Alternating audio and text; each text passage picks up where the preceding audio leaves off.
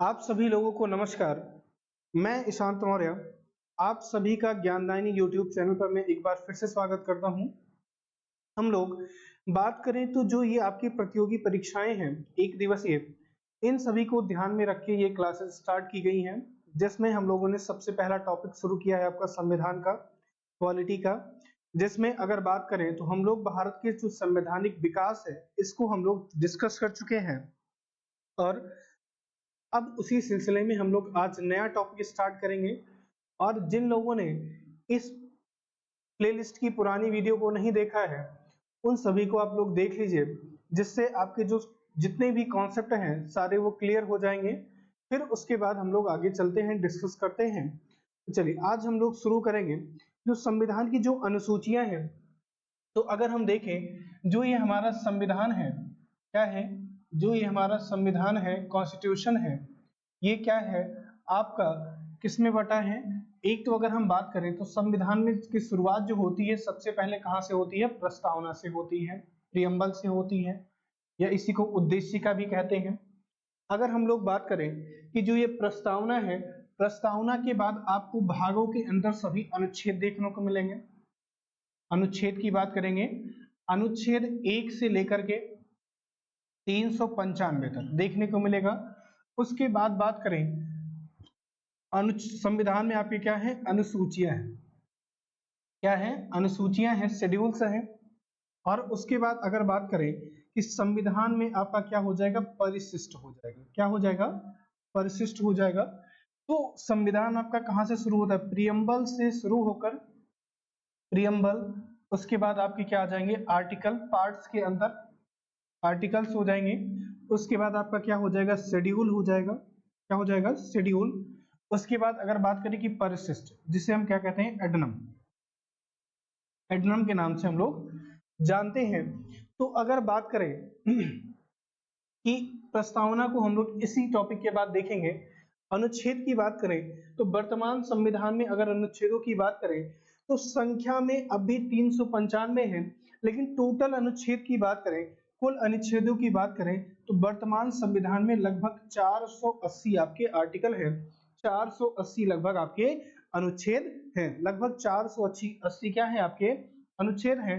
और बात करें कि मूल संविधान में, मूल संविधान में अनुसूचियों की बात करें तो इनकी संख्या क्या थी, 8 थी, क्या थी, 8 थी। लेकिन वर्तमान समय में बात करें कि वर्तमान समय में इनकी संख्या बढ़ करके क्या हो गई है, 12 हो गई है, क्या हो गई है, 12 हो गई है। और भाग की बात करें, यहीं पर आपका क्या हो जाएगा, भाग हो जाएगा। और भाग की बात करें कि मूल संविधान में आपके भाग कितने थे, 22, कितने थे, 22।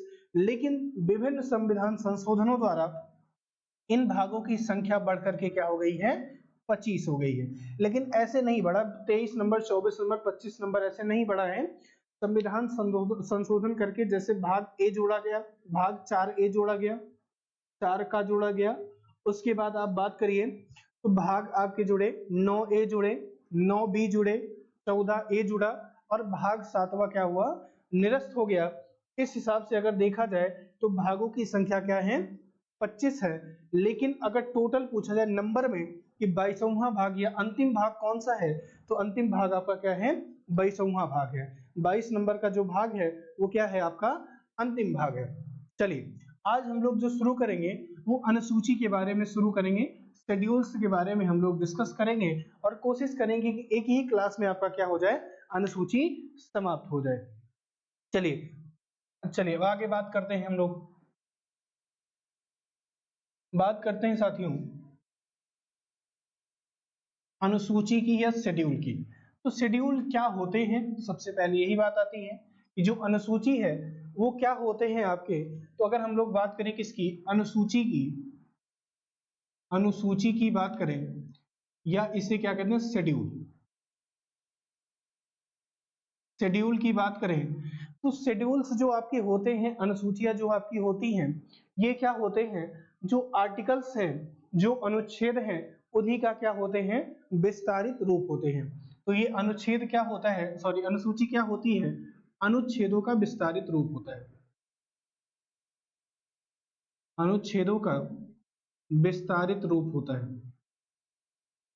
क्या होता है, अनुच्छेदों का विस्तारित रूप आपका क्या कहलाता है, क्या कहलाता है, अनुसूची कहलाती है। क्या कहलाती है, अनुसूची कहलाती है। और अगर मूल संविधान की बात करें, मूल संविधान में अनुसूचियों की संख्या 8 थी, और बाकी वर्तमान संविधान में अगर बात करें, वर्तमान संविधान में अनुसूचियों की संख्या क्या है, 12 है। क्या है, 12 है। और ये संख्या में भी 12 बढ़ी है। अनुसूची 9, अनुसूची 10, अनुसूची 11 और अनुसूची 12 को विभिन्न संविधान संशोधनों द्वारा जोड़ा गया। तो चलिए बात करते हैं, एक एक अनुसूची को देखेंगे कि पहली अनुसूची में क्या है, दूसरी अनुसूची में क्या है। ठीक है, अगर आपको इतना नोट करना है तो नोट कर लीजिए, फिर आगे हम लोग बात करते हैं। नोट कर लीजिए इन सभी को, फिर हम लोग आगे बात करते हैं अनुसूची 1 से लेकर के आगे हम लोग डिस्कस करेंगे।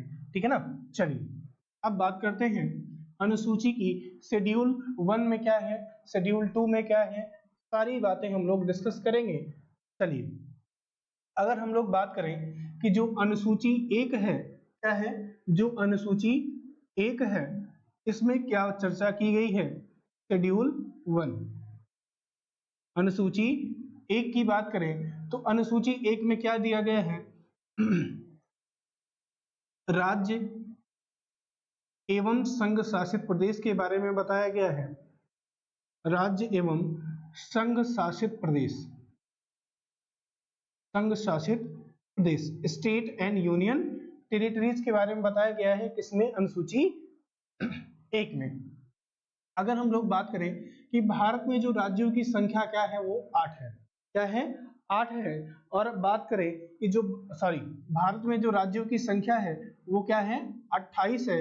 और जो संघ शासित प्रदेश या जो केंद्र शासित प्रदेश हैं, इनकी संख्या कितनी है आपकी, 8 है। कितनी है, 8 है। तो सीधी सी बात है, यदि हमें किसी राज्य में, यदि किसी राज्य को क्या बनाना है, हमें केंद्र शासित प्रदेश बनाना है, या हमें किसी केंद्र शासित प्रदेश को क्या बनाना है, राज्य बनाना है, तो हमें किसमें संशोधन करना पड़ेगा, अनुसूची 1 में। और अभी तक एक ही बार ऐसा हुआ है जब किसी राज्य को यूटी का दर्जा दे दिया गया है, केंद्र शासित प्रदेश का दर्जा दिया गया है, और वो कब किया गया है, 2019 में।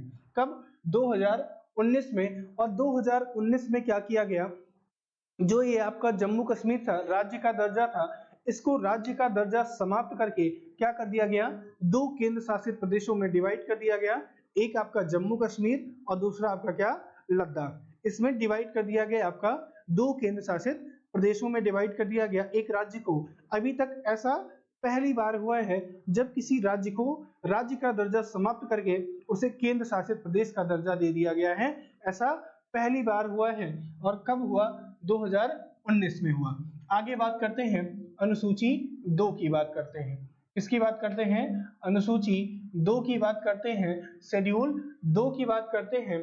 तो शेड्यूल 2 में क्या है आपका, तो अगर अनुसूची 2 की बात करेंगे तो इसमें क्या है, वेतन, वेतन भत्ता और पेंशन।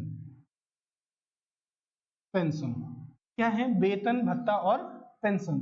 और किसका वेतन भत्ता और पेंशन, तो बात हो जाएगी किसकी, जितने भी आपके क्या हैं, संवैधानिक पदाधिकारी हैं, संवैधानिक पदाधिकारी,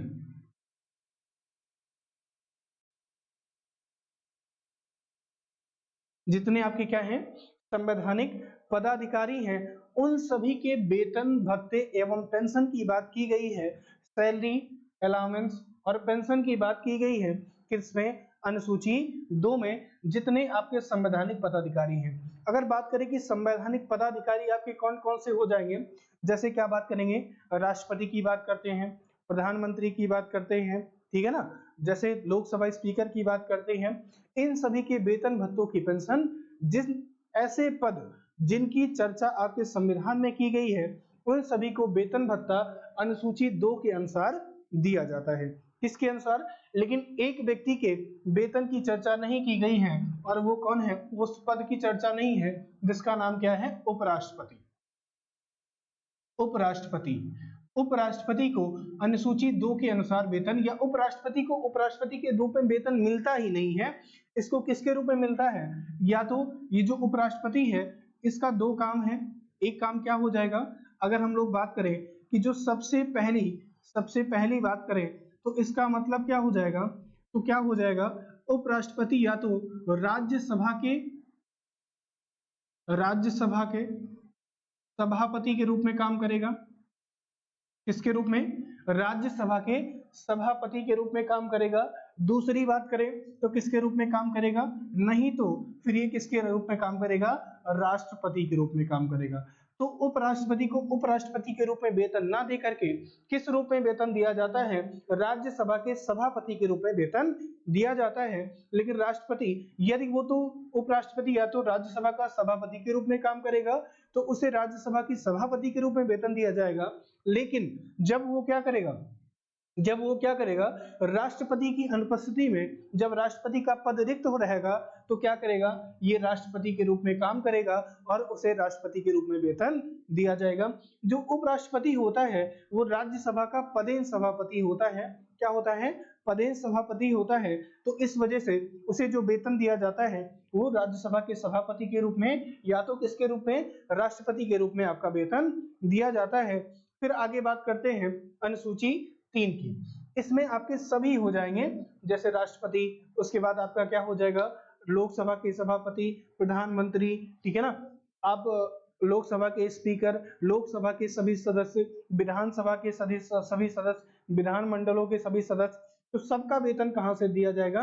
अनुसूची 2 के अनुसार दिया जाएगा। कहां से दिया जाएगा? अनुसूची 2 के अनुसार दिया जाएगा। अब आगे बात करते हैं अनुसूची 3 की बात करते हैं। किसकी बात करते हैं?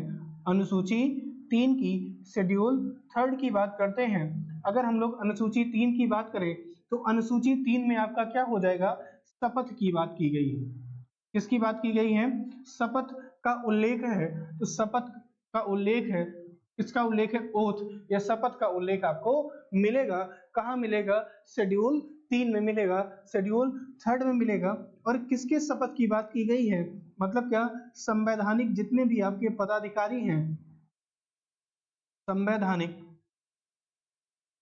पदाधिकारियों के जितने भी आपके क्या हैं, संवैधानिक पदाधिकारी हैं, उनके शपथ की चर्चा अनुसूची 3 में की गई है। कहां पर की गई है? अनुसूची 3 में उनके शपथ की चर्चा का उल्लेख मिलता है। फिर आगे बात करें, 3 पदों की जो है यहाँ पर चर्चा नहीं की गई है, यहाँ पर उल्लेख नहीं किया गया है। अनुसूची में 3 पद के आपके जो शपथ है ओथ की बात नहीं की गई है। सबसे पहला पद क्या है आपका? राष्ट्रपति। क्या है? राष्ट्रपति। दूसरा पद है आपका उपराष्ट्रपति। क्या है? दूसरा पद है उपराष्ट्रपति। और तीसरा पद आपका हो जाएगा, क्या हो जाएगा? तीसरा पद आपका हो जाएगा, क्या हो जाएगा? राज्यपाल। जो राज्यों के राज्यपाल होते हैं उनकी भी शपथ की चर्चा यहाँ पर नहीं मिलती है।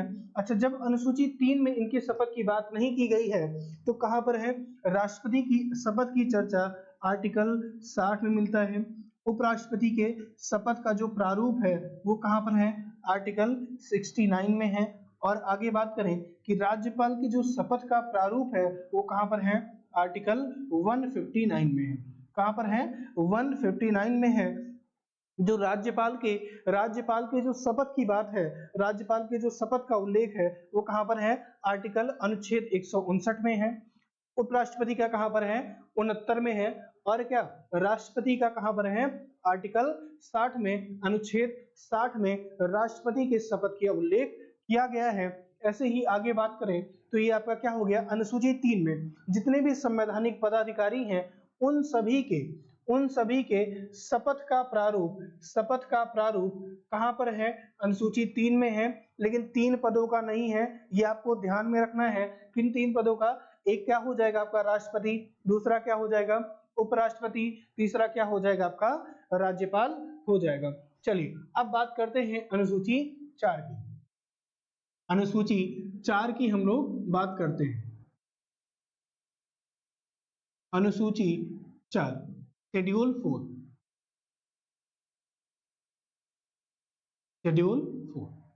तो अगर हम लोग अनुसूची 4 की बात करें कि अनुसूची 4 में क्या है, तो इसमें क्या है?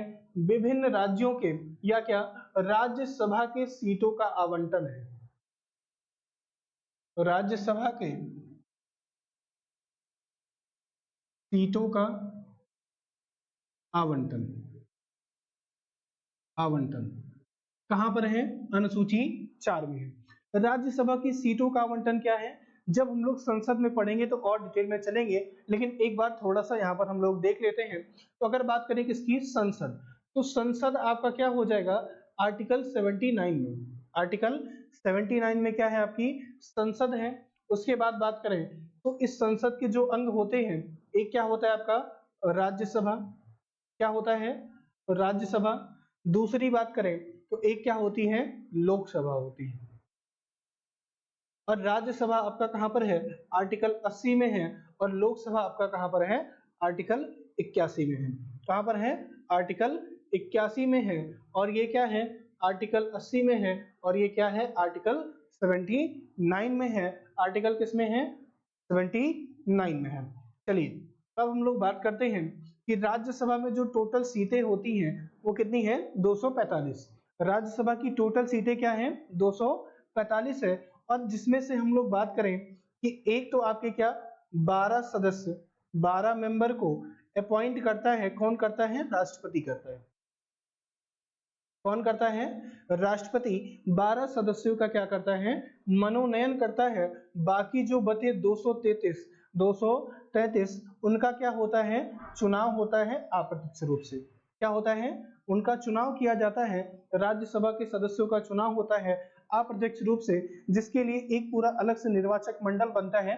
उसको आगे हम लोग डिस्कस करेंगे जब राज्यसभा पढ़ेंगे तब वहां पर। लेकिन अभी बात को समझिए कि जो 233 जो ये सदस्य हैं, जो 233 आपकी ये सदस्य हैं, ये इनका जो चुनाव होता है वो किस राज्य से कितने प्रतिनिधि होंगे, ये बात कहां पर डिस्कस है? कहां पर लिखा गया है?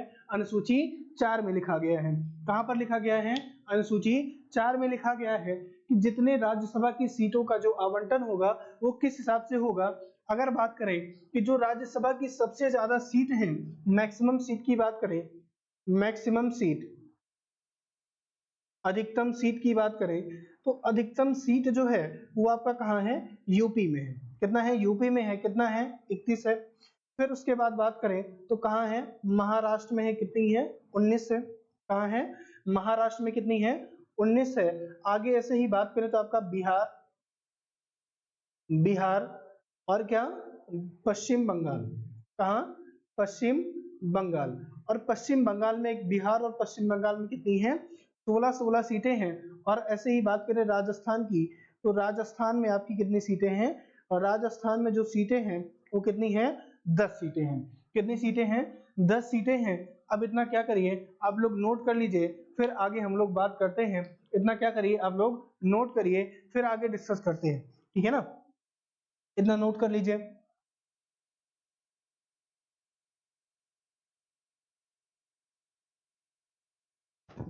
चलिए एक बार देखते हैं फिर से अनुसूची में क्या है। राज्य, भारत के जितने भी राज्य हैं और जो आपके संघ शासित प्रदेश हैं वो कहां पर है? अनुसूची 8 में, सॉरी अनुसूची 1 में है। अनुसूची 2 में क्या है?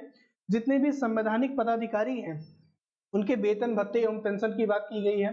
लेकिन उपराष्ट्रपति को उपराष्ट्रपति के रूप में वेतन नहीं मिलता है, उसको राज्यसभा के सभापति के रूप में वेतन मिलता है। फिर आगे बात करें तो जो आपकी अनुसूची 3 है उसमें क्या है? शपथ की चर्चा की गई। जितने भी संवैधानिक पदाधिकारी हैं उनके शपथ का प्रारूप, उनके शपथ का प्रारूप अनुसूची 3 में है। लेकिन 3 पदों का नहीं है, एक राष्ट्रपति, दूसरा क्या? उपराष्ट्रपति, और तीसरा क्या? राज्यपाल। और राष्ट्रपति का क्या है? आर्टिकल 60 में इसके शपथ का प्रारूप है। उपराष्ट्रपति के जो शपथ का प्रारूप है वो क्या है? अनुच्छेद 69 में है। और क्या राज्यपाल का कहां पर है? आर्टिकल 159 में है। और क्या आपने देखा चौथी में क्या है? राज्यसभा के सीटों का आवंटन, एलोकेशंस ऑफ सीट इन राज्यसभा। तो अगर हम बात किए, क्या बात किए कि संसद में, संसद का आर्टिकल 79 उसके अंतर्गत राज्यसभा और लोकसभा आती हैं। और इस राज्यसभा में 233 सीटों का क्या होता है? चुनाव होता है। और 12 सदस्य राष्ट्रपति द्वारा मनोनीत किए जाते हैं, मनोनीत किए जाते हैं। और जो मैक्सिमम सीट है राज्यसभा की वो कहां कर है? यूपी की है। कितनी 31, उसके बाद आपका महाराष्ट्र और बिहार, उसके बाद क्या आता है आपका राजस्थान आता है। चलिए अब आगे बात करते हैं अनुसूची 5 की। किसकी बात करते हैं? अनुसूची 5 की बात करते हैं। तो अनुसूची 5 में क्या है, चलिए देखते हैं उसको।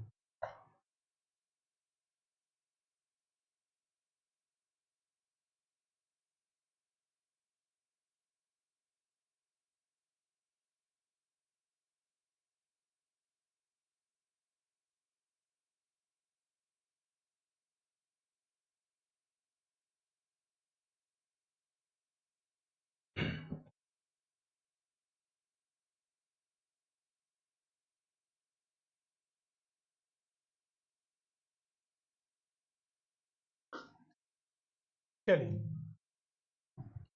बात करते हैं अनुसूची 5 की, शेड्यूल 5 की। शेड्यूल 5, तो बात करें इसमें क्या है, इसमें जो आपकी अनुसूचित क्षेत्र एवं अनुसूचित जनजाति है उनके शासन प्रशासन की बात की गई है। कहां पर? अनुसूची 5 में। अनुसूचित क्षेत्र एवं जनजाति एवं जनजाति के का प्रशासन एवं नियंत्रण, का प्रशासन एवं नियंत्रण कहां पर है? तो आपका क्या हो जाएगा, अनुसूची 5 में हो जाएगा, शेड्यूल 5 में हो जाएगा। और ऐसे ही बात करें अनुसूची 6 की बात करें, अनुसूची 6 की बात करें, शेड्यूल 6 की बात करें, तो यहाँ पर क्या दिया है कि जो अनुसूचित क्षेत्र एवं जनजाति क्षेत्र हैं उन सभी के शासन प्रशासन की बात की गई है। लेकिन अनुसूची 6 क्या करती है, 4 राज्यों को विशेष दर्जा देती है। जैसे कितने राज्यों को? 4 राज्यों को। और कौन कौन से हैं वो राज्य? असम, मेघालय, मेघालय, त्रिपुरा व मिजोरम, व मिजोरम राज्यों की जनजाति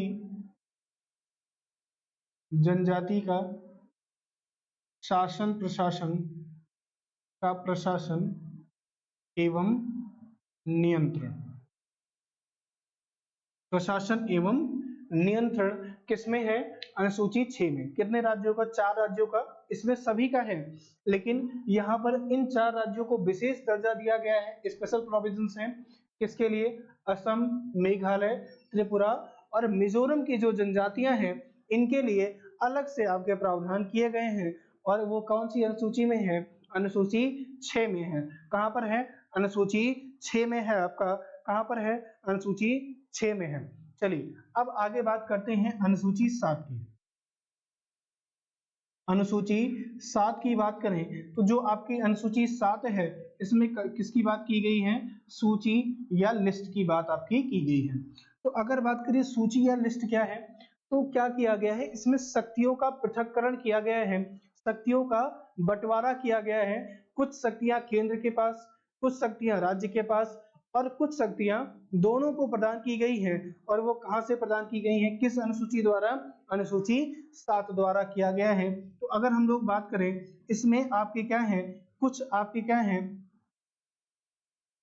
एक आपकी क्या है, यूनियन लिस्ट है जिसे आप क्या कहते हैं, संघ सूची। और एक आपकी क्या है, स्टेट लिस्ट है, या जिसे क्या कहेंगे, राज्य सूची। क्या कहेंगे? राज्य सूची। और आगे बात करें तो इसी सिलसिले में आपका क्या हो जाएगा, एक हो जाएगा कंकरेंट लिस्ट, कंकरेंट लिस्ट, या क्या, समवर्ती सूची, समवर्ती सूची। अगर हम लोग बात करें कि यूनियन लिस्ट में कितने सब्जेक्ट हैं, तो आपके कितने हो जाएंगे, 100 विषय हैं। कितने हैं? इसमें आपके 100 विषय हो जाएंगे। और जो आपका स्टेट लिस्ट है इसमें कितने विषय हैं? इसमें आपके कितने विषय हैं? 61 विषय हैं। और बात करें कि जो आपकी समवर्ती सूची है, क्या है, जो आपकी समवर्ती सूची है इसमें विषय की संख्या कितनी है? 52 विषय आपके हैं। क्या है 52 विषय। तो अगर बात करें कि जो 100 विषय आपके यूनियन लिस्ट में है, इस पर जो कानून बनाने का अधिकार है वो किसको है? संघ सरकार को है। किसको है? संघ सरकार को कानून बनाने का अधिकार है यूनियन लिस्ट में जितने भी 100 सब्जेक्ट हैं। अगर आगे बात करें कि जो स्टेट लिस्ट है, क्या है? जो आपके स्टेट लिस्ट में 61 विषय हैं, इस पर जो कानून बनाने का अधिकार है वो आपका स्टेट गवर्नमेंट का है, राज्य सरकार का है।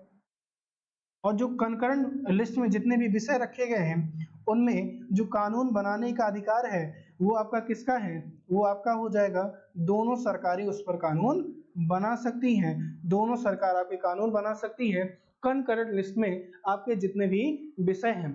जैसे अगर बात करें कि यूनियन लिस्ट में जो आपके संघ सूची में विषय कौन कौन से हैं, जैसे सुरक्षा का मामला हो जाएगा, विदेश नीति आपकी कैसी हो जाएगी, अगर शेयर मार्केट की बात करें तो वहां पे आ जाएगा, एटॉमिक एनर्जी की बात करें, परमाणु ऊर्जा की बात करें तो इस पर कानून बनाना हुआ तो कौन बनाएगी। अगर बात करें कि देश की जो फॉरेन पॉलिसी होगी, विदेश नीति होगी, वो कौन बनाएगी? तो केंद्र सरकार बनाएगी। अगर हम लोग बात करें जनगणना, करेंसी, वार व पीस, ठीक है ना, वार एंड पीस, युद्ध एवं शांति के बारे में जो डिसीजन लेगी वो कौन लेगी? यूनियन लिस्ट लेगी, यूनियन गवर्नमेंट लेगी, ठीक है ना। ऐसे ही क्या पोस्ट ऑफिस, रेलवे, ठीक है ना, इन सभी पर जो कानून बनाने का अधिकार है वो किसको है?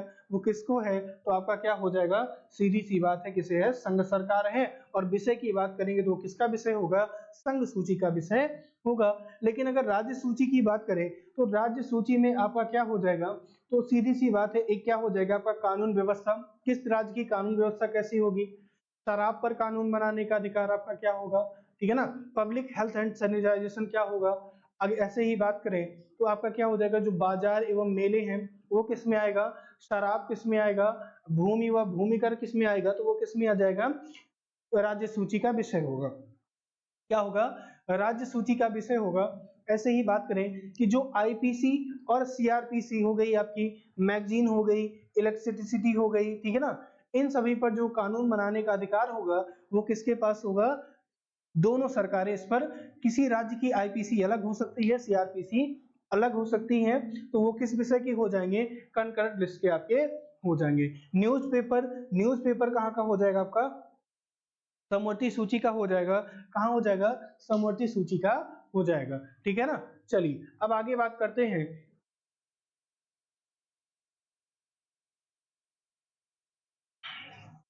अनुसूची 8 की। किसकी बात करते हैं हम लोग? अनुसूची 8 की बात करते हैं, शेड्यूल 8 की बात करते हैं। अनुसूची 8 शेड्यूल 8 की बात करते हैं। अगर हम लोग बात करें तो इसमें क्या है? इसमें भाषा की चर्चा की गई, जितनी आपकी संवैधानिक भाषाएं हैं उनकी चर्चा यहाँ पर की गई है। कहाँ पर? अनुसूची 8 में। अनुसूची 8 में। और बात करें कि जो आपका मूल संविधान था, मूल संविधान में कितने भाषाएं थी? तो वो आपकी क्या थी? 14 भाषाएं थी।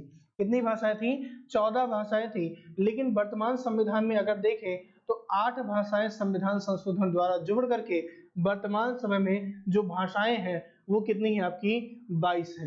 क्या है वो आपकी? 22 है। क्या है? वर्तमान समय में जो भाषाओं की संख्या है हमारे संविधान में, जिनको संवैधानिक दर्जा प्राप्त है, उनकी संख्या कितनी है? 22 है। उनकी संख्या क्या है? 22 है। तो अगर हम लोग बात करें कि जो 8वीं अनुसूची में कौन कौन सी भाषाएं हैं, तो सबसे पहली जो आपकी भाषा है वो क्या है? असमिया है। असमिया के बाद आपकी क्या हो जाएगी? बांग्ला हो जाएगी। बांग्ला के बाद आपकी हो जाएगी गुजराती। असमिया, बांग्ला, असमिया, गुजराती, बांग्ला, उसके बाद आपकी हिंदी। हिंदी के बाद क्या? कन्नड़, कश्मीरी, मराठी, मलयालम, मराठी, मलयालम, उसके बाद क्या? उड़िया, पंजाबी, उड़िया, पंजाबी, संस्कृत, तमिल, तेलुगु, उर्दू। ये क्या है? आपकी 14 भाषाएं हैं। कौन कौन सी? असमिया, असमिया के बाद क्या? गुजराती, बांग्ला, असमिया, बांग्ला, गुजराती, उसके बाद हिंदी, कन्नड़, कश्मीरी, मलयालम, मराठी, मराठी, मलयालम, उसके बाद आपका क्या हो जाएगा? उड़िया, पंजाबी, उड़िया, पंजाबी, और उसके बाद आगे बात करें तो आपकी जो हो जाएगी वो क्या हो जाएगी? संस्कृत, संस्कृत के बाद तमिल, तेलुगु, उर्दू। ये 14 भाषाएं थी। लेकिन 3 संशोधनों द्वारा आप में भाषाएं, संविधान में भाषाएं जोड़ी गई। इसके लिए जो सबसे पहला संविधान संशोधन किया गया वो क्या किया गया, 21वां संविधान संशोधन कब किया गया, 1967 में किया गया। उसके बाद जिसके तहत एक भाषा जोड़ी गई, 15वीं भाषा आपकी जोड़ी गई, वो क्या जोड़ी गई, सिंधी। कौन सी भाषा, 15वीं भाषा जोड़ी गई, कौन सी, सिंधी आपकी जोड़ी गई 15वीं भाषा। उसके बाद इसी सिलसिले में 71वां संविधान संशोधन हुआ, 71st CAA, और कब हुआ, 1991 में हुआ, सॉरी 1992 में हुआ। कब हुआ, 1992 में हुआ। क्या हुआ, भाषा से संबंधित दूसरा संविधान संशोधन और संविधान का 71वां संविधान संशोधन किया गया 1992 में। कब किया गया, 1992 में। और आपकी 3 भाषाएं जोड़ी गई। क्या जोड़ा गया, नमक जोड़ा गया। इसके लिए हम लोग शॉर्ट फॉर्म में याद रखते हैं किसे, नमक। किससे याद करते हैं, नमक से। अगर बात करें कि इस नमक का फुल फॉर्म क्या हो जाएगा, तो का से बात करते हैं तो का से क्या हो जाती है आपकी, कोंकणी हो जाती है। क्या हो जाती है, कोंकणी। और माँ से क्या हो जाता है, मणिपुरी हो जाती है। और ना से क्या हो जाता है आपकी, नेपाली हो जाती है। क्या हो जाती है, नेपाली। तो 15वीं भाषा, 16वीं भाषा जो जुड़ी वो आपकी कोंकणी, फिर क्या मणिपुरी, फिर क्या नेपाली, फिर क्या नेपाली।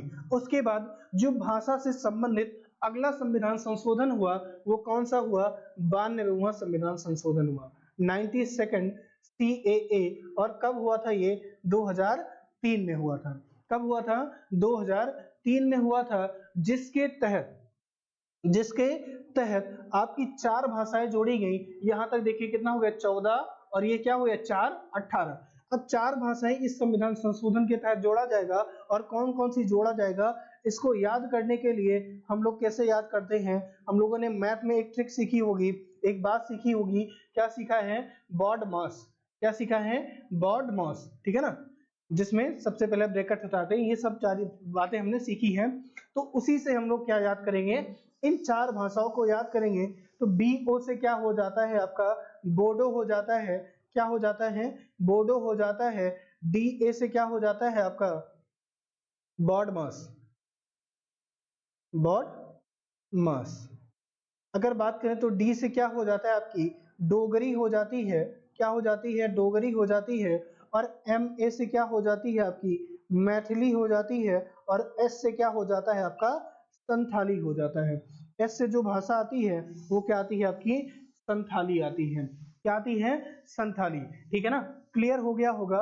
इन भाषाओं की बात करें तो जो उर्दू के बाद पहली भाषा जुड़ी वो कौन सी जुड़ी, सिंधी। उसके बाद क्या, कोंकणी, मणिपुर, नेपाली। 71वां संविधान संशोधन 1992।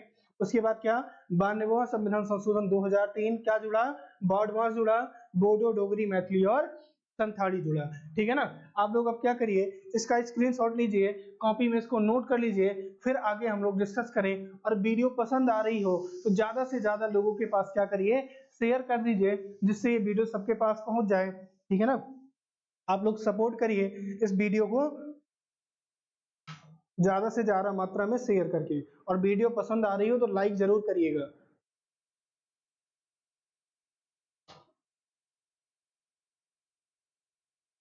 और आप अपने सुझाव कमेंट बॉक्स में जरूर दीजिएगा।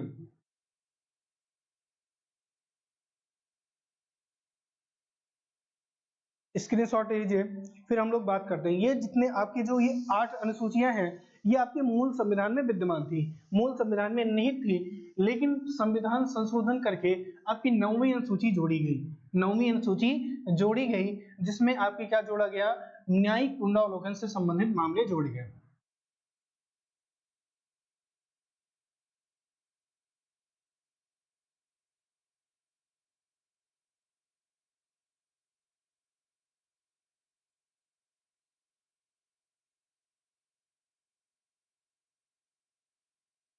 चलिए हम लोग बात करते हैं क्या, अनुसूची 9।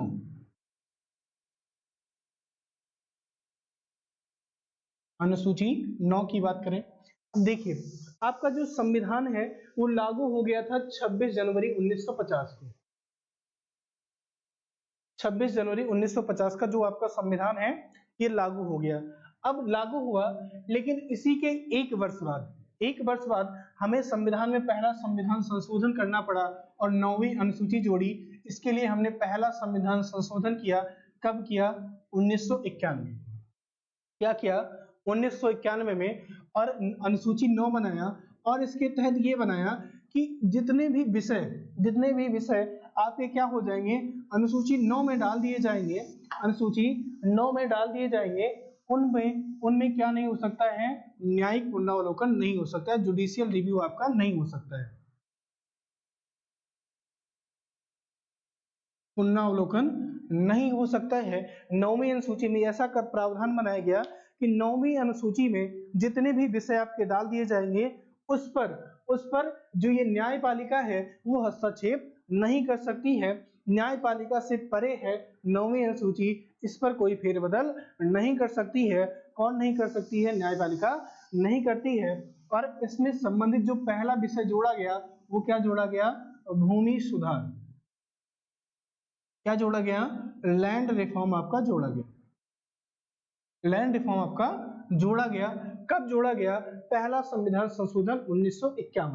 पहला संविधान संशोधन 1951 के तहत आपकी 9वीं अनुसूची जोड़ी गई, भूमि सुधार आपका जोड़ा गया।